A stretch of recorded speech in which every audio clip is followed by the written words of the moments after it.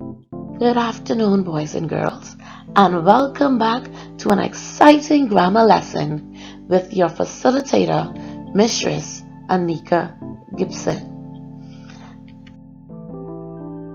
Now, before we move on to today's lesson, can anybody tell me what they remember from our last session? What topic did we discuss? You are correct. Adverbs. Let's read this to remind us about what an adverb is. Together, an adverb tells us more about a verb. An adverb describes or modifies the verb in some way.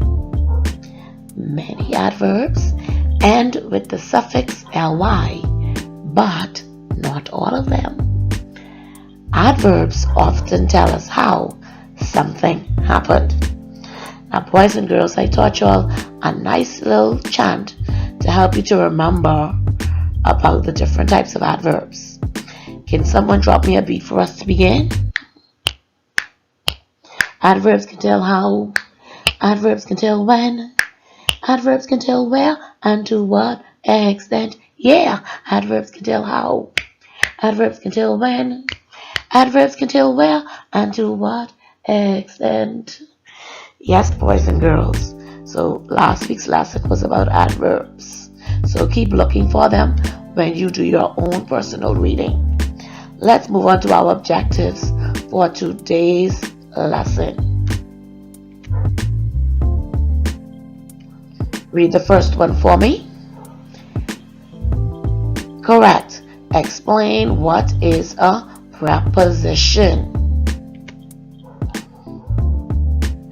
Identify prepositions in sentences. Yeah, so that's what we're going to be learning about today. The topic is prepositions. Some of you are wondering, what is a preposition? Read that for me, please.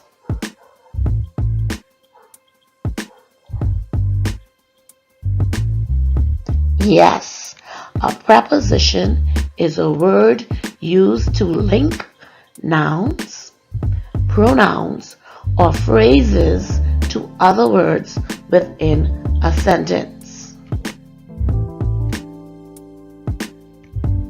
What do prepositions do? Read that for me, please. They act to connect the people, objects, time, and locations of a sentence.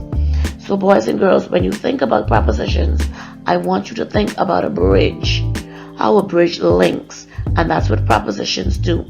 They connect, they link people and objects and time locations of a sentence. Alright? Let's look at the types of prepositions. We have prepositions of time. Let's read this together. It shows the relationship of time between the nouns to the other parts of a sentence. That's time prepositions. Second one, prepositions of place or direction. Let's read that together. It shows the relationship of place or direction between the nouns to the other parts of a sentence. And finally, phrasal. Say that word again for me. Phrasal. That S is giving you that Z sound. Phrasal. It is not a prepositional phrase, but they are a combination of two or more words which functions as a preposition. So the first one we're going to be looking at is preposition of time. Read that together for me, please, on the count of 3. 1, 2, 3. It shows the relationship of time between the nouns to the other parts of a sentence. What does it do? It shows the relationship of time between the nouns to the other parts of a sentence. Let's look at this example. Read it for me, please. School begins at 9 o'clock a.m. In this sentence, the preposition is at. At always indicates an exact and specific time. Let's look at an example. Read that for me, please. Yes, we have been celebrating since Thursday. The preposition in this sentence is since. The word since indicates a time span beginning in a time in the past and still continuing in the present. Okay, let's look at this next example. Read the sentence for me, please. There is a holiday in April.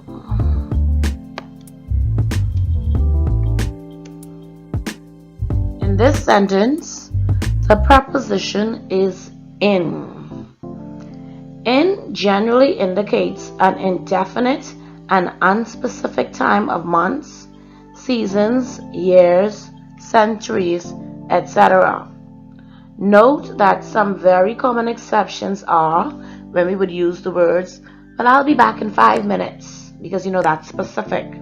Another example where it's an exception, in 2 years, or in the evening, I'll wash the dishes.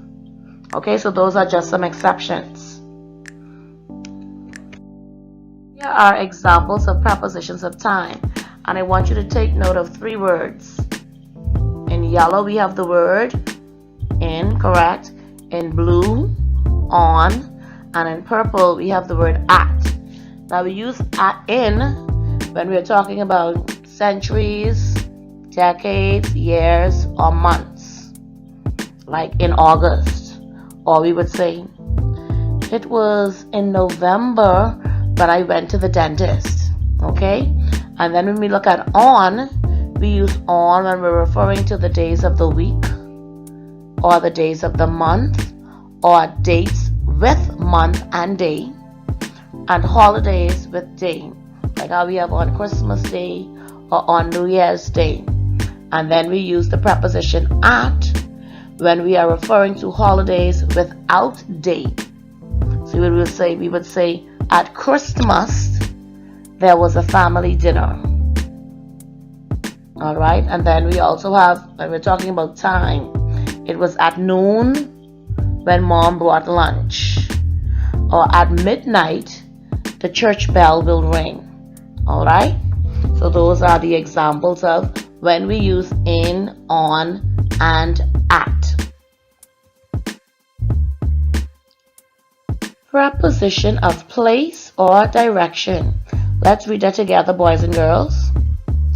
Prepositions of place and direction show the relationship of place between the nouns to the other parts of the sentence. And let's examine a few sentences. Let's read that together, please. I live across the street. In this sentence, the preposition is across, and the preposition across means going to the other side. So that's why we call it a preposition of place. Let's look at another example. Read the sentence. The little boy is from Inagua. Let's read that again. The little boy is from Inagua. In this sentence, the preposition is from. From indicates the point of place at which a motion, journey, or action starts. And so in this sentence, it started from where? Inagua. He is from Inagua. All right, let's look at another sentence. Read that for me, please.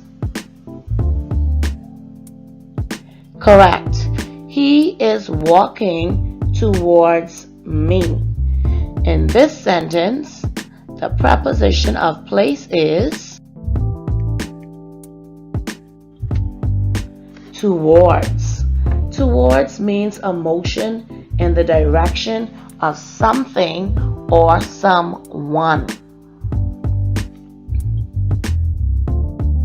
Here are some other examples, and you're going to call the words with me. The first word is on, in, at, beyond, from, towards, across, between, among, behind, above, over, under, below, up, and down. So all of those are prepositions of place or direction. The third type of prepositions is called phrasal prepositions. Say that word for me. Yes, that S is making the Z sound. Phrasal prepositions. Let's read along with me. They are a combination of two or more words which functions as a preposition in the sentence. Let's look at a few examples. They, along with their children, went to Atlanta. Notice in that sentence, along with is underlined because along with indicates that in addition to someone, that others will be going. Let's look at another one. According to the new rules, you are not right. Read that again for me. Yes, according to refers to being directed or required, or what something is based on. And this sentence, according to, is based on the what? The new rules. Let's examine another sentence. Read that for me. Yes, in that sentence, in spite of is the phrasal preposition. In spite of expresses a contrast between two things. And in this sentence, it's telling you, in spite of him being a good player, he was not selected. Alright? Let's look at another sentence. I'm going out of the city. Out of usually expresses from a place or position inside something to a place or position that is beyond it or not a part of it. And in this sentence, it says, I'm going out of the city, which means he's presently in the city and he's leaving. Alright? He's moving to another position. Here are other examples of phrasal prepositions. Let's read it together. The first one is along with, in addition to, with regard to, on top of, in spite of, contrary to, apart from, in spite of, instead of, in reference to, according to, in regards to, and on account of. So all of those are examples of phrasal prepositions. Now it's time for practice. And the instruction says, read it for me, boys and girls. Yes, you're going to have to identify the preposition in each sentence. Let's read together. The people laid palm branches on the street. Can anybody identify the preposition in that sentence? If you said on, you are absolutely correct. Good job. Let's try another one. Okay, let's read number 2. Instead of going outside, the children watched Teen Titans. What is the preposition in this sentence? If you said instead of, you are correct. Awesome job, boys and girls. Alright, let's read number 3 sentence. Mom, along with her brothers, went home to Bimini. What is the preposition in this sentence? If you said along with, you are right on. Great job, boys and girls.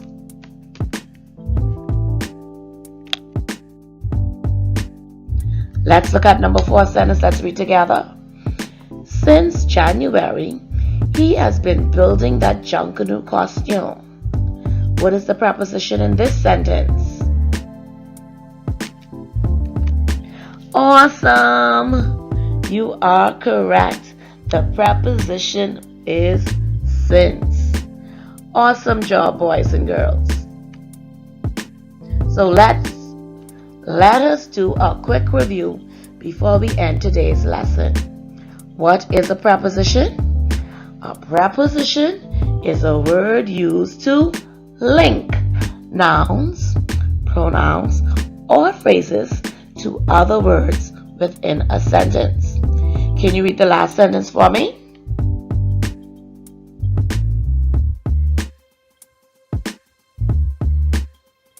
Yes, it can show time, place, or position, and it can be 2 or more words that act as a preposition.